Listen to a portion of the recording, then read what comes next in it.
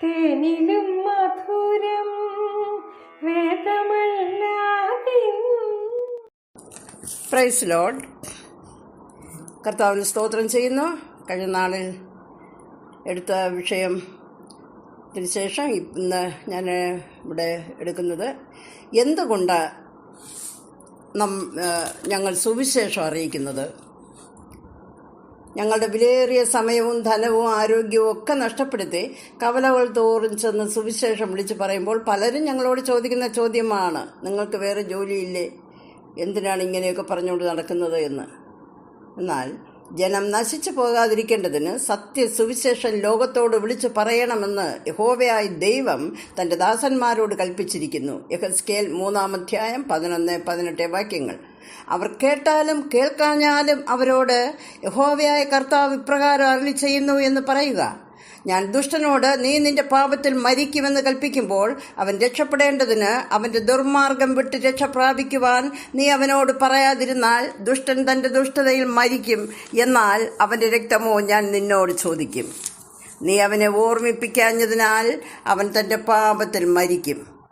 അങ്ങനെ സംഭവിക്കാതിരിക്കേണ്ടതിന് ആണ് ഞങ്ങൾ ഈ രക്ഷയുടെ സുവിശേഷം ലോകത്തോട് വിളിച്ചു പറയുന്നത്. സ്വർഗവും നരകവും യാഥാർത്ഥ്യമാണ്. സകല മതഗ്രന്ഥങ്ങൾ ഇത് സമ്മതിക്കുന്നു. ചിലർ വളരെ ഭയത്തോടും ആകാംക്ഷയോടും കൂടെ ഇതിനെ കാണുന്നു. എന്നാൽ ചിലരാകട്ടെ ഇവ വെറും സാങ്കല്പികമാണെന്നും സ്വർഗവും നരകവും ഭൂമിയിൽ തന്നെയാണെന്നും അതുകൊണ്ട് തിന്നുക, കുടിക്കുക, ആനന്ദിക്കുക, നാളെ ചാകുമല്ലോ എന്ന് പറഞ്ഞ് ദൈവത്തെ മറന്ന് തിന്നും കുടിച്ചും ആനന്ദിച്ചും ജീവിക്കുന്നു. ലോകം അതിൻ്റെ അന്ത്യത്തിലേക്ക് നീങ്ങിക്കൊണ്ടിരിക്കുന്നു. ലോക സംഭവങ്ങൾ അത് വിളിച്ചറിയിക്കുന്നു. ബൈബിൾ പറയുന്നു, അന്ത്യകാലത്ത് ദുർഘട സമയങ്ങൾ വരും.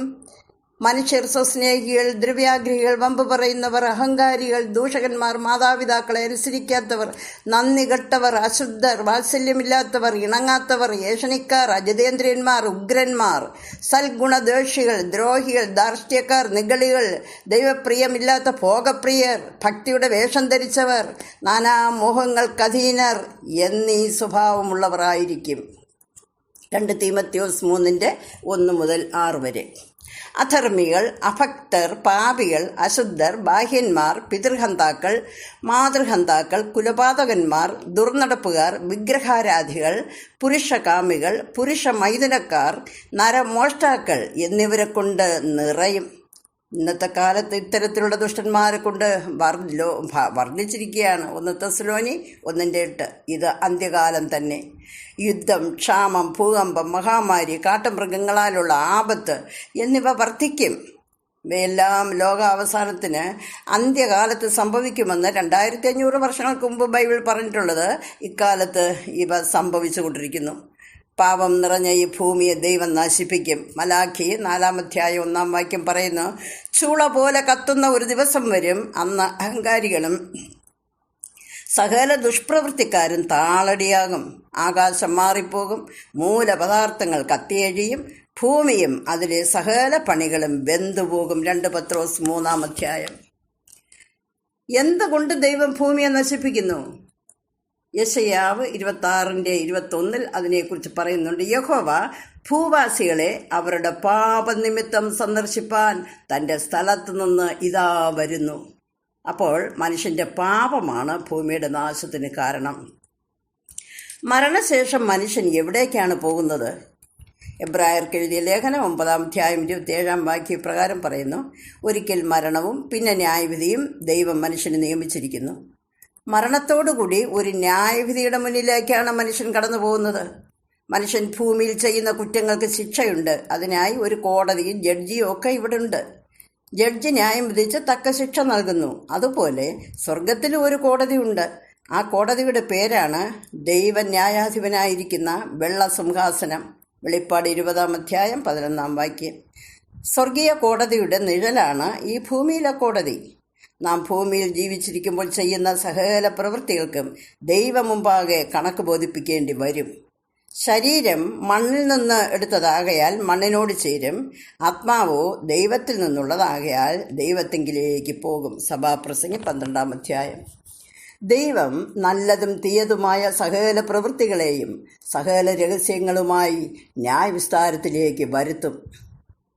ന്യായവിസ്താരത്തിന് ശേഷം മനുഷ്യൻ തൻ്റെ ശാശ്വത ഭവനത്തിലേക്ക് പോകും. സഭാപ്രസംഗി 12-ാം അധ്യായം 14-ാം വാക്യം. എവിടെയാണ് മനുഷ്യൻ്റെ ആ ശാശ്വത ഭവനം? മനുഷ്യന് 3 വാസസ്ഥലങ്ങളുണ്ട്. 1 അമ്മയുടെ ഗർഭപാത്രം, 2 ഭൂലോകം, 3 സ്വർലോകം അല്ലെങ്കിൽ അധോലോകം. അമ്മയുടെ ഗർഭപാത്രം. മനുഷ്യൻ ആദ്യം ഇവിടെയാണ് താമസത്തിനായി വരുന്നത്. എന്നാൽ ഇവിടെ സ്ഥിരവാസമില്ല.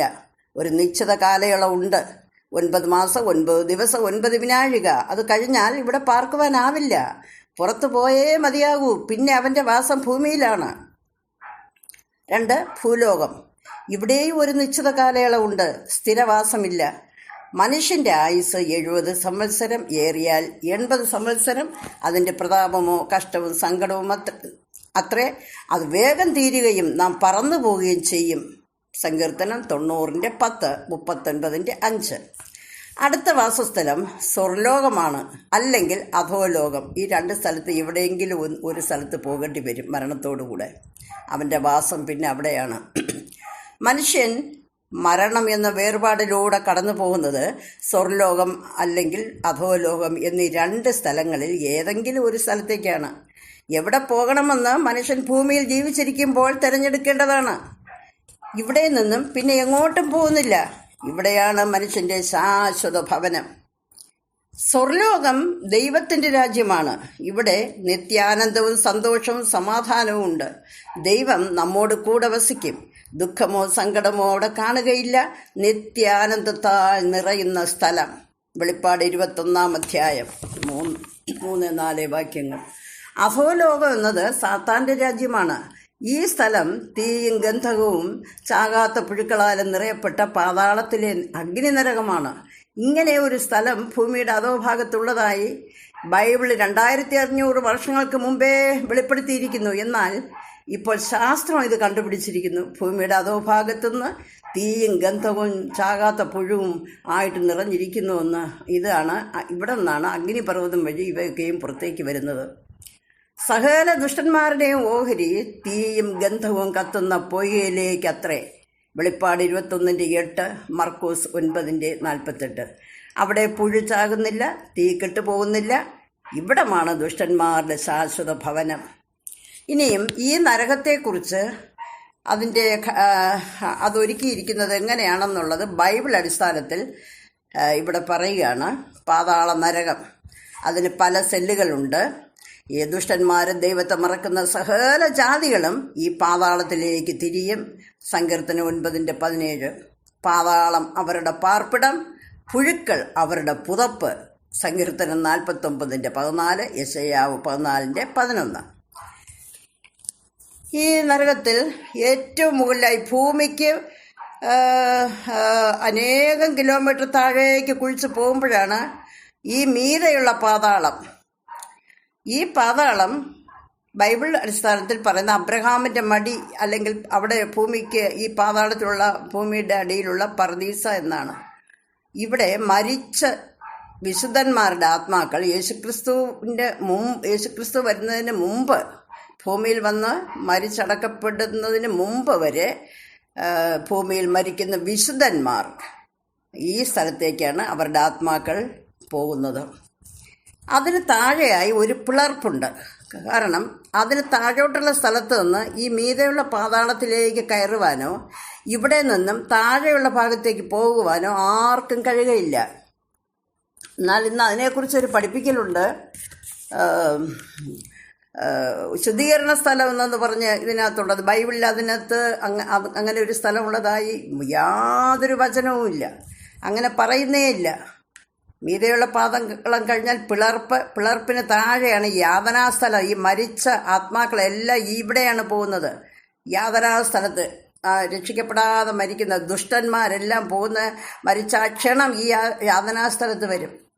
ഇവിടെ കിടന്ന് നിലവിളിച്ചാലൊന്നും ദൈവം കേൾക്കയില്ല. അവിടെ കിടന്ന് പ്രാർത്ഥിക്കും, നിലവിളിക്കും, ഒന്നും ദൈവം കേൾക്കയില്ല. അതിന് ലൂക്കോസിൻ്റെ സുവിശേഷം 16-ാം അധ്യായം വായിക്കുമ്പോൾ അവിടെ ഇതിനെക്കുറിച്ച് കാണുവാൻ സാധിക്കും. അബ്രഹാമിനോട് ആ നരകത്തിലേക്ക് യാതനാസ്ഥലത്ത് പോയ ധനവാൻ കിടന്ന് നിലവിളിക്കുകയാണ്. ലാസർ അബ്രഹാമിൻ്റെ മടിയിൽ വിശ്രമിക്കുമ്പോൾ, ആ പർദീസയിൽ വിശ്രമിക്കുമ്പോൾ, ഈ ധനവാൻ ഇത് കാണുകയാണ്. മുകളിലേക്ക് നോക്കിയപ്പോൾ അയ്യോ, ഈ ലാസർ വിശ്രമിക്കുന്നു. അവിടെ കിടന്നു, അയ്യോ ലാസർ, അബ്രഹാം പിതാവേ, ആ ലാസറിനെ ഇങ്ങോട്ട് അയക്കുമോ? എൻ്റെ നാവിന്മേൽ എനിക്ക് ദാഹിക്കുന്നു, നാവിന്മേൽ ഒരു തുള്ളി വെള്ളം മുക്കി നനയ്ക്കേണ്ടതിന് അവനെ ഇങ്ങോട്ട് വിട്. അപ്പോൾ അബ്രഹാം പറഞ്ഞത്, അവൻ അങ്ങോട്ട് വരുവാനും കഴിയില്ല, നിങ്ങൾക്ക് ഇങ്ങോട്ട് വരുവാനും കഴിയുകയില്ല. അതിന് ഈ പിളർപ്പ് കണ്ടില്ലേ? ആ പിളർപ്പുള്ളത് കൊണ്ട് അങ്ങോട്ടും ഇങ്ങോട്ട്. അതുകൊണ്ട് ഈ യാതനാ സ്ഥലത്ത് പോയതിന് ശേഷം ഒരു മോചനം അവിടെ ഇല്ല, അവിടെ ഒരു ശുദ്ധീകരണ സ്ഥലവും ഇല്ല. അതെല്ലാം വെറുതെ എഴുതി വച്ചിരിക്കുന്നതാണ്. ബൈബിളിൽ അങ്ങനെ ഒരു വചനമേ ഇല്ല. നിങ്ങൾ ബൈബിൾ പരിശോധിക്കുക. അടുത്തതായി അതിൻ്റെ താഴെ അന്ധകാര പാതാളം, അതായത് ഒരു തമോഗർത്തമാണ്. അന്ധകാരവും കൂരിരുട്ടുമാണ് ഇവിടെ ഉള്ളത്. അവിടെ 20 കോടി പിശാചുക്കളെ ഇവിടെ ബന്ധിച്ചിരിക്കുന്നതായിട്ട് ബൈബിൾ വെളിപ്പാട് പുസ്തകത്തിൽ പറയുന്നുണ്ട്. ഈ എതിർക്രിസ്തുവിൻ്റെ ഭരണകാലം വരുമ്പോൾ ഇവയെ ഭൂമിയിലേക്ക് അഴിച്ചുവിടും. ദുഷ്ടജനത്തെ ഉപദ്രവിക്കേണ്ടതിന് ഭൂമിയിലേക്ക് അഴിച്ചുവിടുമെന്ന് ബൈബിൾ പറയുന്നുണ്ട്. അതിവിടെ നിന്നാണ്, ഈ അന്ധകാര പാതാളത്തിൽ നിന്നാണ്. ഈ അന്ധകാര പാതാളം കഴിഞ്ഞാൽ അതിൻ്റെ താഴെയുള്ളത് അഗാധ കൂപം. ഓരോ അറകളാണിത്, ഓരോ സെല്ലുകൾ. ഈ അഗാധ കൂപം എന്ന് പറയുന്നത് ഇവിടെ ഉള്ളത് കറുത്ത പുകയും ഗന്ധകവും പൈശാചിക ഗണങ്ങളായിട്ട് കുറേ വെട്ടുക്കിളികൾ, കോടിക്കണക്കിന് വെട്ടുക്കിളികൾ, അത് പൈശാചിക ഗണങ്ങളാണ്. അത് ഇവിടെയാണ് അവരിപ്പോൾ അടച്ചിട്ടേക്കുന്നത്, അഗാധ കൂപം. ഇവിടെ നിന്ന് മഹോപദ്രവ കാലത്ത്, എതിർക്രിസ്തുവിൻ്റെ ഭരണകാലത്ത് ഭൂമിയിലേക്ക് തുറന്നു വിടും. ഈ വെട്ടുക്കിളികളാണ് വാലിൽ തേളിൻ്റെ വിഷം, അത് കുത്തുമ്പോൾ 5 മാസം ദണ്ണിപ്പിക്കും. വേദനയ്ക്ക് ഒരു ശമനവും കാണുകയില്ല, ഒരു ചികിത്സയുമില്ല. ഈ വേദനയാൽ മരിക്കാൻ ശ്രമിക്കും ജനം, എന്നാൽ മരണം ദൈവം എടുത്തു കളയും എന്നൊക്കെ വെളിപ്പാട് പുസ്തകം പഠിപ്പിക്കുമ്പോൾ നമുക്കിതിനെക്കുറിച്ച് പഠിക്കുവാൻ സാധിക്കും. അഗാധകൂപം ഇത് ഇവിടെ തന്നെ ഈ ജയിലിൽ പല പല സെല്ലുകൾ ഉള്ളത് പോലെയാണ് ഈ നരകത്തിലുള്ള ഈ പല പല സെല്ലുകൾ. ഈ അഗാധകൂപത്തിന് താഴെയാണ് അടുത്ത് കാണുന്ന അഗ്നി നരകം. ഇവിടെയാണ് ചാകാത്ത പുഴുക്കളും കെടാത്ത തീയും ഗന്ധവും ഉള്ളത്. മർക്കോസ് 9:48. ഭൂമിയിൽ മരിച്ച സകല പാപികളും ഉയർത്തെഴുന്നേറ്റ് വെള്ളസിംഹാസന ന്യായവിധിക്ക് വന്ന ശേഷം ഇവിടേക്ക് തള്ളപ്പെടും. നിത്യദണ്ഡനമായ അഗ്നി നരകം ആണ് ഇത്. അത് ഇവിടെ നിന്ന് ഇങ്ങോട്ടേക്കും പോകുന്നില്ല. ഇവിടെ കിടന്ന് ഇന്ന് നമുക്ക് നരകത്തെക്കുറിച്ച് ഇവിടെ പഠിക്കാം. അപ്പോൾ എന്നിട്ട് എല്ലാ സെല്ലുകളും ഒരുമിച്ച് ഒറ്റ നരകമായി മാറുകയും ചെയ്യും. നരകത്തിലെ അനുഭവത്തെക്കുറിച്ച് ഞാനിവിടെ പറയുകയാണ്. ബൈബിൾ അടിസ്ഥാനത്തിലാണ് പറയുന്നത്. കെടാത്ത തീയും ചാകാത്ത പുഴുവും കറുത്ത പുകയും ഗന്ധകവും ഇവിടെ ഉണ്ട്. ശവം ചുടുന്നത് പോലെയുള്ള ഗന്ധമാണ് ഈ ഗന്ധകത്തിനുള്ളത്. നിത്യത മുഴുവനും പുഴുക്കൾ പുതുപ്പ് പോലെ പൊതിയും. ശരീരത്തിന് അകത്തും ഇവ പ്രവേശിക്കുന്നതിനാൽ പഞ്ചേന്ദ്രിയങ്ങൾ വഴി കയറി ഇറങ്ങും. തീയുടെ ചൂടും പുഴുക്കളുടെ ശല്യവും ഉള്ളതിനാൽ വെപ്രാളവും ഭയവും ഉണ്ടായിട്ട് വേദനയോടെ ഓട്ടം തുടങ്ങും. എങ്ങോട്ട് പോകും? എല്ലായിടവും ഈ അഗ്നി തന്നെയാണ്. അടുത്തായി ഇവിടെ സ്നേഹിതരില്ല. കോടിക്കണക്കിന് ദുഷ്ടജനം അവിടെ ഉണ്ടെങ്കിലും എല്ലാവർക്കും ഒരേ അനുഭവമാകയാൽ ആർക്കും ആരെയും ആശ്വസിപ്പാനോ സ്നേഹിപ്പാനോ കഴിയുകയില്ല. കരച്ചിലും നിലവിളിയും വേദനയും എല്ലാം ഒറ്റയ്ക്ക് അനുഭവിക്കണം. 3 വെളിച്ചം അവിടെ ഇല്ല, അന്ധകാരവും കൂരിരുട്ടും. ഇവിടുത്തെ തീയുടെ പ്രത്യേകതയാണത്. യാതൊന്നും ചത്തുപോകയില്ല. ഈ അന്ധകാരത്തിൽ നിന്നും മനുഷ്യനെ രക്ഷിച്ച അത്ഭുത പ്രകാശത്തിലേക്ക് നയിക്കുവാനാണ് യേശു ക്രിസ്തു ലോകത്തിൽ വന്നത്. അത് തിരസ്കരിച്ചവർ ഇവിടെ ഈ ദണ്ഡനം അനുഭവിക്കേണ്ടി വരും. അടുത്തതായി കരുണയോ കൃപയോ സമാധാനമോ ആശ്വാസമോ ഇവിടെ ഇല്ല. ഇതൊക്കെ നൽകുവാൻ ദൈവം അവിടെ ഇല്ലല്ലോ. വിശപ്പും ദാഹവും അവിടെ ഉണ്ട്, എന്നാൽ ആഹാരമോ ദാഹജലമോ അവിടെ ഇല്ല. ദൈവത്തോട് നിലവിളിച്ച് പ്രാർത്ഥിക്കും, എന്നാൽ പാപികളുടെ പ്രാർത്ഥന ദൈവം കേൾക്കയില്ല. യോഹന്നാൻ 9:31. രക്ഷിക്കപ്പെടുവാൻ ഭൂമിയിൽ ലഭിച്ച അവസരം നഷ്ടപ്പെടുത്തിയത് ഓർത്ത് അവർ ദുഃഖിക്കും. യേശുവിനെ തള്ളിക്കളഞ്ഞത് ഓർത്ത് അവർ ദുഃഖിക്കും. ഒരിക്കലും ഇവിടെ ഒന്നൊരു മോചനമില്ലല്ലോ എന്നോർത്തും സ്വർഗം എന്നേക്കുമായി നഷ്ടപ്പെട്ടത് ഓർത്തും അവർ കരഞ്ഞ് നിലവിളിക്കും. എന്നെന്നും നിലവിളിച്ചുകൊണ്ടേയിരിക്കും. ഈ അവസ്ഥയ്ക്ക് ഇടയാകാതിരിക്കേണ്ടതിന് യേശു ക്രിസ്തുവിൽ കൂടെയുള്ള രക്ഷ കരസ്ഥമാക്കുവാൻ ദൈവം കൃപ ചെയ്യട്ടെ. അടുത്ത സ്വർഗത്തിലെ അനുഭവം. നരകം കരച്ചിലിൻ്റെയും നിലവിളിയുടെയും അവസ്ഥയാണെങ്കിൽ ഇത്ര ഭയാനകമാണെങ്കിൽ സ്വർഗം സന്തോഷത്തിൻ്റെയും സമാധാനത്തിൻ്റെയും ആശ്വാസത്തിൻ്റെയും അനുഭവ സ്ഥലമാണ്. ഭൂമിയിൽ ഒരു സന്തോഷം നമുക്കുണ്ടായാൽ ആ സന്തോഷം എത്ര നാൾ നിലനിൽക്കുമെന്നറിയില്ല. അതിനാൽ ആ സന്തോഷത്തിൽ ഒരു ദുഃഖമുണ്ടായിരിക്കും. എന്നാൽ സ്വർഗത്തിൽ തുടർന്നുള്ള ഭാവി കാലം മുഴുവനും ഈ സന്തോഷം നിലനിൽക്കും എന്നതിനാൽ എപ്പോഴും സന്തോഷമായിരിക്കും. യേശു കർത്താവിനെ സ്വീകരിച്ച് രക്ഷിക്കപ്പെടുവാനിടയായ ഭാഗ്യമോർത്ത് നാം സന്തോഷിക്കും. നമ്മുടെ കർത്താവിൻ്റെ സാന്നിധ്യം അവിടെ ഉള്ളതിനാൽ എത്രമാത്രം ആനന്ദിക്കും. ആ തേജോമയനെ കാണുന്ന കണ്ണുകൾക്ക് ആനന്ദം, കർത്താവിൻ്റെ ലാവണ്യ വാക്കുകൾ കേൾക്കുന്ന കാതുകൾക്ക് ആനന്ദം, സ്വർഗരാജ്യത്തിൻ്റെ സൗന്ദര്യം, സൗരഭ്യം, ഗാംഭീര്യം ഒക്കെ നൽകുന്ന ആനന്ദം ശരീരം മുഴുവനും അത് ആസ്വദിക്കും. നിത്യ ആനന്ദത്താൽ തുള്ളിച്ചാടി ആനന്ദ നൃത്തം ചെയ്യും. ഇത് കേൾക്കുന്ന സഹോദരങ്ങളെ, ഇത്ര വിലയേറിയ സ്വർഗം നമുക്ക് സൗജന്യമായി ദൈവം നൽകിയിരിക്കുന്നു. അത് സ്വീകരിക്കുവാനുള്ള മാർഗമായ യേശു ക്രിസ്തുവിനെ ആരെങ്കിലും തള്ളിക്കളഞ്ഞാൽ ഈ ഭൂമിയിലെ ഏറ്റവും വലിയ നിർഭാഗ്യവാൻ അവനായിരിക്കും. ഇത്ര വലിയ രക്ഷയെ കരസ്ഥമാക്കുവാൻ നാം എന്താണ് ചെയ്യേണ്ടത്? അതിന് മതം മാറണ്ട, മല ചവിട്ടണ്ട, പുണ്യസ്ഥലങ്ങൾ കയറി ഇറങ്ങേണ്ട, നേർച്ച കാഴ്ചകൾ നടത്തേണ്ട. ഒന്ന് മാത്രം ചെയ്യുക: പാപ വഴികളെ ഉപേക്ഷിച്ച് മാനസാന്തരപ്പെട്ട് ദൈവത്തെങ്കിലേക്ക് തിരിയുക. ലോകരക്ഷകനായ യേശുക്രിസ്തുവിൽ കൂടെയുള്ള സൗജന്യമായ രക്ഷയെ കരസ്ഥമാക്കുക. നമ്മുടെ സകല പാപങ്ങൾക്കും പരിഹാരമായി കാൽവരി ക്രൂശിൽ യാഗമായി തീർന്ന കർത്താവായ യേശു ക്രിസ്തുവിൽ വിശ്വസിക്കുക. എന്നാൽ നീയും നിന്റെ കുടുംബവും രക്ഷ പ്രാപിക്കും. അപ്പോസ്തലപ്രവൃത്തി 16:31.